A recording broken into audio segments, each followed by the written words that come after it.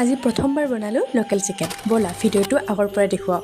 কথামতে কাম যিহেতু বহুত দিনৰ পৰা আমি লোকেল মুৰ্গী খাব খুজি আছিলোঁ, গতিকে দেউতা আৰু মই এয়া মুৰ্গী এটা আনিবলৈ গৈছিলোঁ আৰু আহি মই এইফালে দেউতা মুৰ্গীটো চাফা কৰে মই এইফালে গোটেইখিনি ৰেডি কৰি লৈছোঁ। এইফালে মই মাংসখিনি পিঁয়াজ আৰু হালধি দি আৰু তেলে দি মিহলাইও লৈছোঁ আৰু তাৰপিছত মই প্ৰথমে আলুটো ভাজি উলিয়াইছোঁ আৰু তাৰপিছত মই পিঁয়াজখিনি দিছোঁ আৰু পিঁয়াজখিনি দিয়াৰ পিছত একেবাৰে মই ৰেহুনৰ পেষ্টখিনিও দিছোঁ আৰু যিমান মছলা পাতি আছিলে মই সেইখিনিও দি দিছোঁ আৰু মই তাৰপিছত মাংসখিনিও দি দিছোঁ। আৰু ইয়াতে এটা কথা কওঁ আপোনালোকক, এইটো মই কোনো ধৰণৰ আপোনালোকক মই ৰেচিপি শ্বেয়াৰ কৰা নাই বা আপোনালোকে যে এনেকৈ ৰান্ধিব লাগিব সেইটোও নহয়, মাত্ৰ মই যেনেদৰে পাৰিছোঁ মই সেনেদৰে বনাইছোঁ।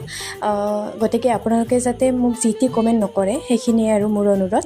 আৰু এইফালে মই কি দিলোঁ আপোনালোকেতো দেখাই পালে। এইফালে সৰু জালুক পিহি লৈছিলোঁ, সৰু জালুকো দি দিছোঁ, একেবাৰে জ্বলা খাম আকৌ আজি। তাৰপিছত এইফালে আমাৰ মাংসটোও ভাজি হৈ গ'ল আৰু শেষত দিছোঁ এয়া মই পানী, গৰম পানীয়ে দিছোঁ।